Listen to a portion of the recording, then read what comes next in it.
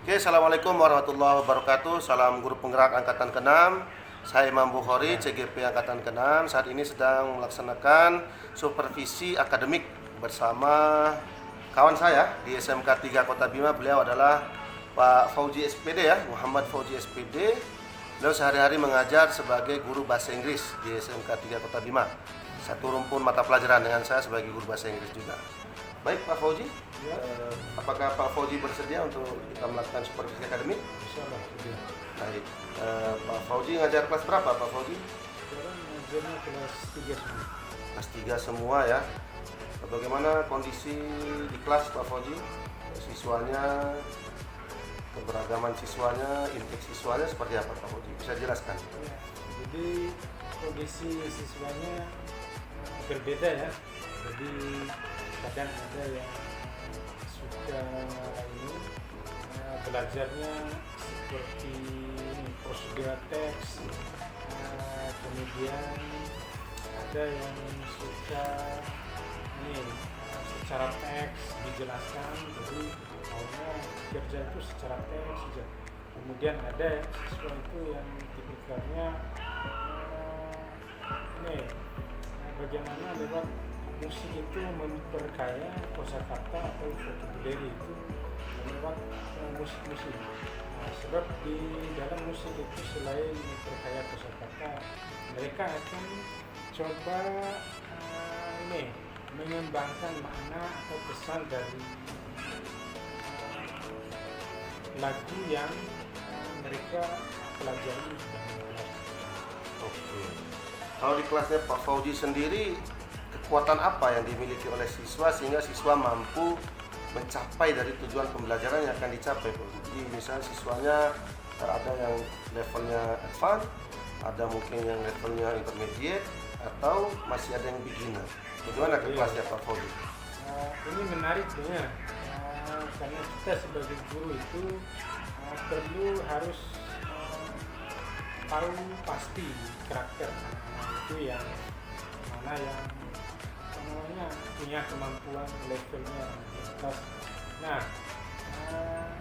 di sini tergantung. Ini zamannya sudah digital. Jadi kalau kita terus-terusan di dalam kelas untuk menjelaskan materi yang kita sampaikan kepada anak-anak itu, tentu di situ akan membuat kejenuhan. Nah, di sini kita menggunakan pola diferensiasi. Pola diferensiasi ini tidak mestinya pada satu pola saja.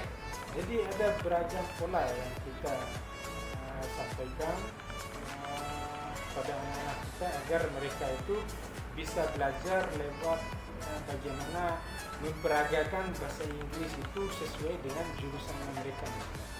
Contoh, tata busana. Nah, bagaimana kita ambil di sini adalah bagian dari prosedural teks di bidang atau jurusan tata busana. Mereka akan menjelaskan langkah-langkah bagaimana membuat tas atau baju secara berurutan. Nah, secara berurutan sehingga akan terarah mereka menjelaskan dengan menggunakan bahasa Inggris yang tepat dan benar. Oke, berarti sebelum kita masuk ke kelas ini tujuan pembelajarannya adalah tentang prosedur teks ya? Prosedur teks. Adanya tentang prosedur teks ya, Teks. baik lisan maupun lisan ya. Maupun tulisan. Oke, jadi dari tujuan pembelajaran tadi tentang siswa atau peserta didik dapat menyusun atau membuat prosedur teks baik tulisan maupun lisan ya. Oke. Dari tujuan pembelajaran tadi, kira-kira apa pengembangan yang hendak dicapai? Tadi juga sudah saya sampaikan ya, pembelajaran berdiferensiasi ya, baik itu diferensiasi konten, tadi saya dengar terus proses juga maupun hasil produknya ya, berdiferensiasi. Nah, pertanyaan berikutnya, kira-kira langkah-langkah strategi apa yang disiapkan untuk Pak Fauji ketika masuk dalam kelas untuk mencapai tadi yang sudah disusun tadi? Kira-kira strateginya seperti apa? Jadi strateginya kita kiranya dapat memetakan siswa kita yang ada dalam kelas itu untuk kita memulaikan proses pembelajaran berbentuk diferensiasi seperti ini. Nah, di sini kita membagikan kelompok. Nah, misalnya dalam satu rombel itu terdiri dari 30 orang. Ya tergantung kesepakatan kita sebagai guru dengan siswa. Ada yang 4 kelompok, ada yang 5 kelompok gitu. Nah, di situ mereka akan bekerja kelompok, kemudian mana bagian syutingnya, mana bagian edit teksnya, dan mana bagian ini untuk edit vokalnya gitu. Jadi tergantung kerja mereka itu harus kolektif kolegial. Oke, berarti selain diferensiasi konten, ada juga diferensiasi proses di sana ya? Ya. Bagaimana prosesnya anak-anak berdiferensiasi, ada yang jadi pegang kameramennya, editing videonya, satu jadi artisnya atau yang memperagakan ya. Ya, benar. Begitu pula hasilnya, mungkin hasil atau produknya bisa procedural text, mungkin yang pakai video bisa, Ya. atau bisa mungkin yang menulis juga di kertas juga bisa, artinya Ya. berdiferensiasi ya. Ya.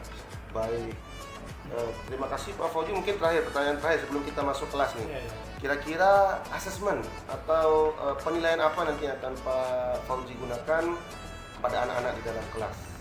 Nah, jadi saya menilainya dari kemampuan pengetahuannya. Nah, jadi pengetahuannya kalau tidak didukung oleh pengetahuannya yang bagus, tentu tidak akan mampu ini menciptakan karya yang yang unggul gitu.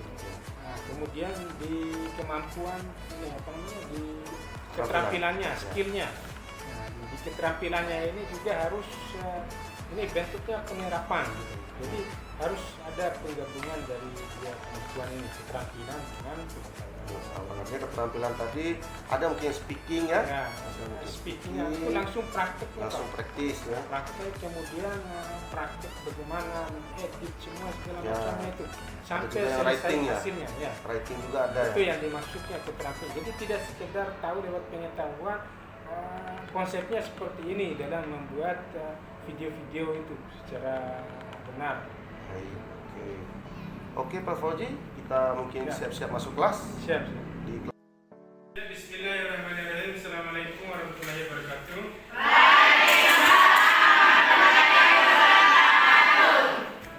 Thank you very much because today alhamdulillah kita sehat ya. Jadi untuk materinya bisa kita nyambung dan kaitkan dengan materi yang Pak Guru sampaikan kemarin ya. Jadi kemarin itu ada beberapa materi seperti pronouns. Di pronouns itu ada 5 jenis, mulai dari subjek sampai dengan reflektif. Nah, bahkan itu sudah dihafal sebagian ya, hafal sebagian dan sebagiannya dipahami tapi belum terlalu dihafal. Nah, jadi untuk itu kita lanjutkan dengan materi yang ada nih, keterkaitannya dengan materi. Nah, kemudian dengan adanya materi seperti itu, Pak Guru harap bisa dipahami ya, karena ini adalah pertemuan yang kesekian kalinya untuk kelas 3. Nah, jadi untuk minggu selanjutnya jadi sudah final. Nah, jadi mudah-mudahan dapat dipahami. Oke? Nah, jadi sebelumnya kita mulai ada pertanyaan. Nah, ada. Oke, thank you. Jadi kita mulai dulu ya.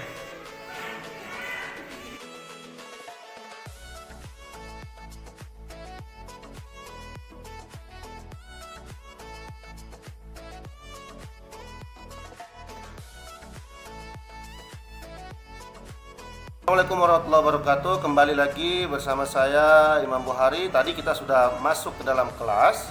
Sekarang kita melaksanakan kegiatan pasca observasi terkait supervisi akademik yang saya lakukan bersama dengan rekan saya di sekolah, Pak Muhammad Fauji SPD. Baik Pak Fauji, kita alhamdulillah sudah masuk kelas tadi ya. Kita sudah melihat bagaimana Pak Fauji menjadi guru. Banyak catatan-catatan refleksi mungkin yang bisa Pak Fauji sampaikan. Bagaimana perasaan Pak Fauji tadi setelah mengajar di dalam kelas, Pak Fauji? Bisa disampaikan Pak Fauji? Ya, baik. Jadi tadi apa namanya yang ini perasaan saya untuk mengajar dengan bentuk seperti ini dan pola diferensiasi seperti ini cukup ini tidak terlalu banyak membuang energi. Nah, jadi hemat energi kita. Nah, di sini kita dapat ini apa namanya menarik manfaatnya. Bagaimana menempatkan siswa itu sebagai subjektifnya. Nah, jadi sebagai subjektif. Nah, tentu kalau sudah ditempatkan sebagai subjektif, pasti otomatis mereka ini sebagai pelaku untuk aktif dalam proses belajar ini, dalam mengembangkan diri mereka itu. Nah, begitu juga dengan ini sebaliknya perasaan siswa itu sendiri. Siswa sangat senang dengan pola seperti ini karena dengan pola seperti ini tidak terlalu kaku kita. Jadi kita beradaptasi dengan apa namanya adanya dan hadirnya digital dalam ruang kelas pembelajarannya kita ini. Jadi tidak semata-mata hanya belajar teks saja. Jadi ada belajar itu ada kebebasannya. Jadi pengetahuannya mereka itu benar-benar luas. Baik, tadi Pak Fauji menyampaikan kebebasan anak. Jadi Pak Fauji adalah menuntun anak-anak untuk memberikan kebebasan dalam mencari sumber belajar ya. Sambil juga tadi Pak Fauji bilang bahagia anak-anaknya dalam kelas ya. Jadi pemirsa, bahwa memang tujuan dari pendidikan sesuai dengan filosofi KHD adalah proses menuntun anak diberikan kebebasan yang seluas-luasnya dan semerdeka-merdekanya, dan dalam proses menuntun guru bertindak sebagai pamong untuk mencapai derajat keselamatan dan kebahagiaan. Alhamdulillah Pak Fauji tadi sudah menyampaikan refleksinya sangat luar biasa. Baik Pak Fauji, mungkin ada pertanyaan berikutnya. Tadi Pak Fauji sudah menyampaikan anak bahagia, anak senang. Apa kira-kira yang menjadi catatan Pak Fauji atau topik percakapan di kelas yang Pak Fauji menjadi perhatian di dalam kelas? Nah, jadi topiknya tidak terlalu monoton Pak ya. Jadi topiknya bisa berbeda-beda gitu. Nah, tergantung dari kita yang memilihnya. Kalau monoton itu mereka bisa membuat kebosanan dalam belajar yang dilakukan oleh mereka. Nah, di sini topiknya bisa apa namanya ini semacam kita ambil materinya di bidang jurusannya. Nah, disesuaikan dengan kompetensi keahliannya ya, kontekstual ya. Kompetensi keahliannya, terutama yang tata busana ya, kita jelaskan bagaimana proses pembuatan busana, pakaian, tas. Jadi ada runtutannya ya. Dalam bahasa Inggris itu English for specific purposes ya. Nah, benar. ESP. Oke, terakhir Pak Fauji. Begitu juga yang jurusan boga juga. Jadi proses pembuatan kopi, teh, pembuatan memasak mie. Ya. Jadi dijelaskan secara detail gitu kan dengan bahasa Inggris. Jadi sehingga anak-anak itu senang, merasa hobi untuk terus belajar bahasa Inggris.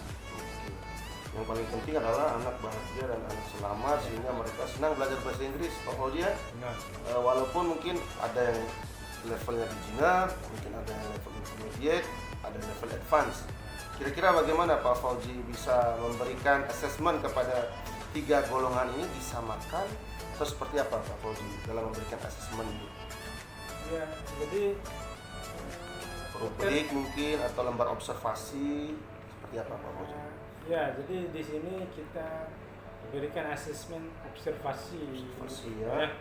Jadi karena ini simple menurut kami, jadi penilaiannya secara observasi, yang penting kelompok dari atau timnya mereka itu bisa kerjanya kolektif dan kompak. Oke, make it easy and make it simple. Ya. Oke Pak Fauji, terakhir mungkin setelah kita melaksanakan observasi di lapangan, pertanyaan terakhir, kira-kira rencana tindak lanjut apa yang akan Fauji laksanakan ke depan? Ya, jadi kita akan terus memperbagus metode-metode belajar kita ini berbasis kurikulum Merdeka ini. Ya. Nah, karena memang kalau kita hanya satu pakai pola saja, itu tidak akan bisa berkembang sesuai dengan perkembangan zaman kita. Jadi tentu tindak lanjut kita sesuaikan dengan perkembangannya. Baik, jadi terus berkembang Pak Fauzi, tidak stuck, jadi terus belajar, siswanya belajar, gurunya juga terus belajar. Begitu terakhir Pak Fauzi, bagaimana perasaan Pak Fauzi setelah saya melakukan supervisi akademik ini? Baik itu sebelum, pada saat observasi, maupun pasca observasi. Bagaimana perasaan Pak Fauzi setelah saya melakukan coaching bersama Pak Fauzi? Saya sangat senang Pak, dan sangat bangga karena ini adanya teman atau rekan kerja di sini yang melakukan coaching seperti ini, karena ini adalah bagian dari proses pembelajaran untuk menjadi konsep yang baru untuk pengembangan ke depan. Terima kasih Pak Fauzi. Sukses terus Pak Fauzi ya. Siap. Terima kasih. Salam guru penggerak angkatan ke-6 bersama saya Imam Bukhari. Wassalamualaikum warahmatullahi wabarakatuh.